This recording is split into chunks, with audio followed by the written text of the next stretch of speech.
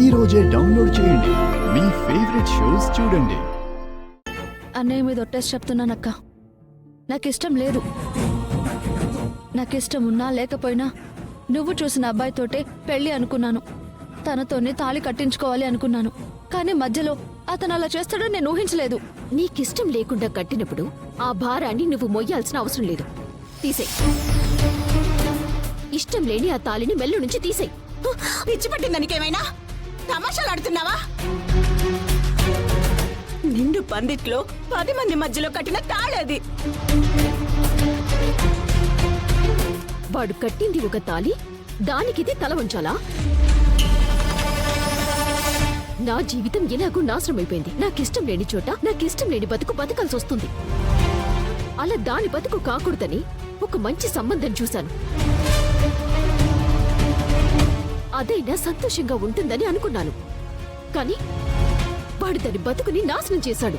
వాడు తాగుబోతాడు, తిరుగుబోతాడమ్మా. తాగుతాడు తిరుగుతాడు కాదక్కా, అతను చేసిన మంచి కూడా మనం చూడాలి. ఏంటి నీకు కనిపించిన మంచితనం? ఆ ఇంటికి నా చెల్లెలు కోడలు కాకూడదు అనుకున్నాను. ఎట్టి పరిస్థితుల్లో అలా అవ్వదు అని ఆ కుటుంబానికి మాటిచ్చాను. నా మాట కాదని అన్నయ్యని చంపిన వాడింటికి అది ఎలా కోడలుగా వెళ్తుంది? నువ్వెళ్ళావు కదక్కా, నువ్వెళ్ళగా లేని తప్పు తను వెళ్తే ఏముంది? నువ్వు నోర్ముయ్.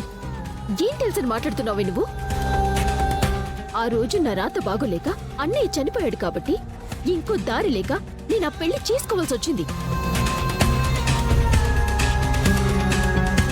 లేకపోతే అలాంటి ఇంటికి వెళ్లాల్సిన కర్మ నాకేంటి? కర్మ అని నువ్వనుకుంటున్నావు, అదృష్టమని నేను అనుకుంటున్నాను. ఏంటమ్మా అదృష్టం? అన్న ప్రాణాలు తీసిన వాడి ఇంటికి కోడలుగా వెళ్ళటమా? అన్న ప్రాణాలు తీశాడు అని అంటున్నావు. అన్న ప్రాణాలు తీసిన ఆ అబ్బాయే మీ అమ్మ ప్రాణాలు కూడా కాపాడాడు. అది గుర్తులేదా?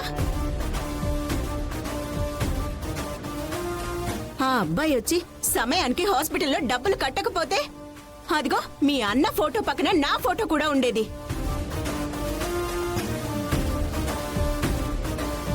కర్మ ఖాళీ ఆ ఇంటి కోడల్ని అంటున్నావే. ఆ ఇంటి పెద్ద మనిషి కృష్ణరాజు గారు వచ్చి ఆ రోజు ఇంటికి డబ్బులు కట్టకపోయింటే మనమందరం ఈ రోజు రోడ్డు మీద ఉండేవాళ్ళం.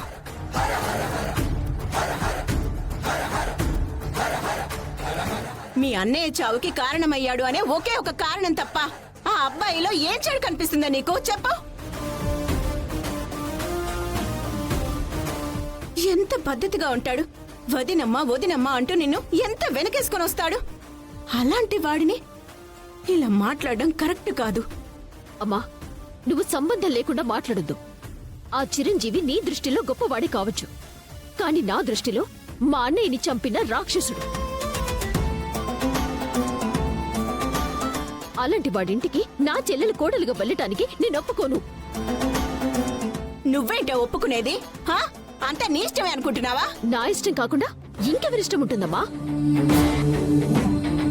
రేపు నా కళ్ళెదురుగా వాడితో కాపురం చేస్తూ ఉంటే చూస్తూ ఊరుకోవాలా? నా అన్నయ్యని చంపిన వాడితో అది తిరుగుతూ ఉంటే నేను భరించాలా? నా వల్ల కాదమ్మా. అక్క, చిరంజీవి బావ తప్పు చేశాడని పదే పదే అంటున్నావు. కొన్ని తప్పుల వెనక మనకు తెలియని నిజాలుంటాయక్క.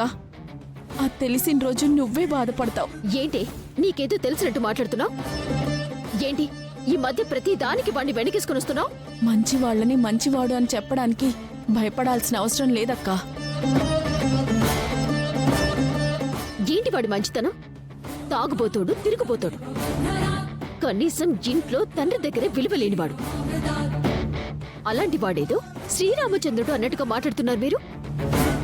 నువ్వు ఎన్నైనా చెప్పు, ఆ అబ్బాయి తన మెడలో తాళి కట్టిన తర్వాత విజయశాంతి తన భార్య. అది దాని మనసు అంగీకరించడానికి 2-3 రోజులు సమయం పట్టొచ్చు. ఆ తర్వాత అయినా సరే అది అత్తగారింటికి వెళ్లాల్సిందే.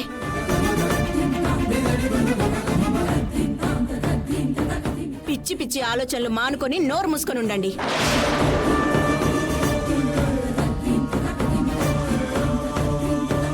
విజయ, సూటిగా అడుగుతున్నాను, నీ మెళ్ళో ఆ తాలిబొట్టు ఉండడం నీకిష్టమేనా? ఇష్టం లేకుండా కట్టిన తాళి ఇష్టమెలా అవుతుందక్క? అసలు ఇప్పుడు దీని గురించి నేనేం మాట్లాడాలో కూడా అర్థం కాని పరిస్థితుల్లో ఉన్నాను. అసలు జరిగింది తలుచుకుంటే ఇలా ఎలా జరిగిందని నాకు అర్థం కావట్లేదు. సరే, నీకిష్టం లేనప్పుడు నీ చేత్తో ఆ తాళిని తీసేయలేకపోవచ్చు. చట్టం న్యాయమని ఒకటున్నాయి కదా. లాయర్ గారిని పిలిపిస్తాను, విడాకులు ఇప్పించమని అడుగుదాం. అక్క, అమ్మ ఇష్టం లేదని చెప్తుంది కదా. అమ్మ ఇష్టం నీ ఇష్టం కాదు, విజయ్ ఇష్టం ఇక్కడ ముఖ్యం. తనకిష్టం లేనప్పుడు తన జీవితం నాశనం చేసుకోవాల్సిన అవసరం లేదు. అమ్మ చెప్పినట్టు మెడలో నుంచి తాళి తీసేయలేకపోవచ్చు. న్యాయస్థానానికి వెళ్తే వాళ్లే తీసి వాడి చేతులు పెడతారు. ఆ తర్వాత ఇంకొక మంచి సంబంధం చూసి విజయ్కి పెళ్లి చేయొచ్చు.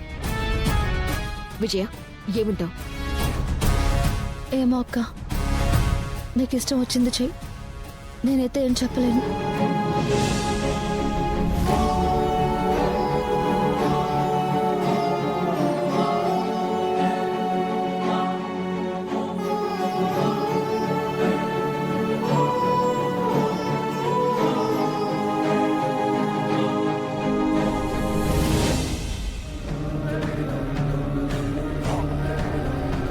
రే, ఏమైనా మతుండదా నీకో? మీ నాయన అన్నాడంటే ఊరికే అంటాడా ఏంది? నువ్వేమిరా పొయ్యి పొయ్యి ఆటో తోలుకుని ఆ పిల్ల మెళ్ళు తాళిగట్టినావు? ఆడున్న పరిస్థితుల్లో నాకు అంతకు మించి దారేది అగుపించలేదతా. ఏమిరా పరిస్థితి నీకో? మెట్టు తీసుకుని కొట్టేవాళ్ళు లేక ఏం పరిస్థితి నీకో? ఆ పిల్ల నీకేమవుతాదని? వాళ్ల బాధలు వాళ్లకుంటే వాళ్ల చావు వాళ్ళు చస్తారు. నీకేమి? పెద్ద పుడింగి మాదిరి పొయ్యి తాళిగట్టినావో? ఇప్పుడు మాటలు పడినాదెవరు? అసలు దాని మెళ్ళో తాళిగట్టాలన్న ఆలోచన నీకెట్టా వచ్చినాదిరా? ఎందుకు కట్టినాను ఏందనేది నాకు తెలుసును. నిజానికి తాళి కట్టాలన్న ఉద్దేశం నాకు లేదు. కానీ నేను నిజం చెప్తే మీరు ఊరు నమ్మట్లా. దానివల్ల ఆడ పాప జీవితం నాశనం అయిపోతుంది. అందుకే ఏదైతే అదైతే అదిలే అని తాళి కట్టేసున్నాను. అవునరా, జనాల్ని ఉద్ధరించేదానికే కొండ మీద ఎంకన్న నిన్ను నంపించినాడు.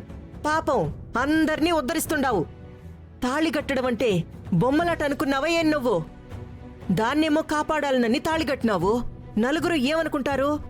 దాన్ని నీ పెళ్ళామనే అనుకుంటారు. దాన్ని నెత్తినెత్తుకుని జీవితాంతం మోయొద్దా?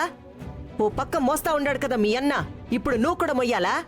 సర్లే అత్త, తప్పే ఉంది. వాడు ఏ పరిస్థితుల్లో కట్టాడో. రేయ్, నువ్వు మాట్లాడబాక. మీ నాయన మాట్లాడిన మాదిరే నువ్వు మాట్లాడుతుండావు. ఏ పరిస్థితి అయితే మనకేవిరా? మన పరిస్థితి ఎట్లుండాది? అత్త, నువ్వట్ట మాట్లాడమాక. ఆడపిల్ల పరిస్థితి నువ్వు అర్థం చేసుకోవేమి? ఏందిరా అర్థం చేసుకునేది? ఉన్న వాళ్ళ గురించి ఆలోచించేదానికే దిక్కులేదేడా?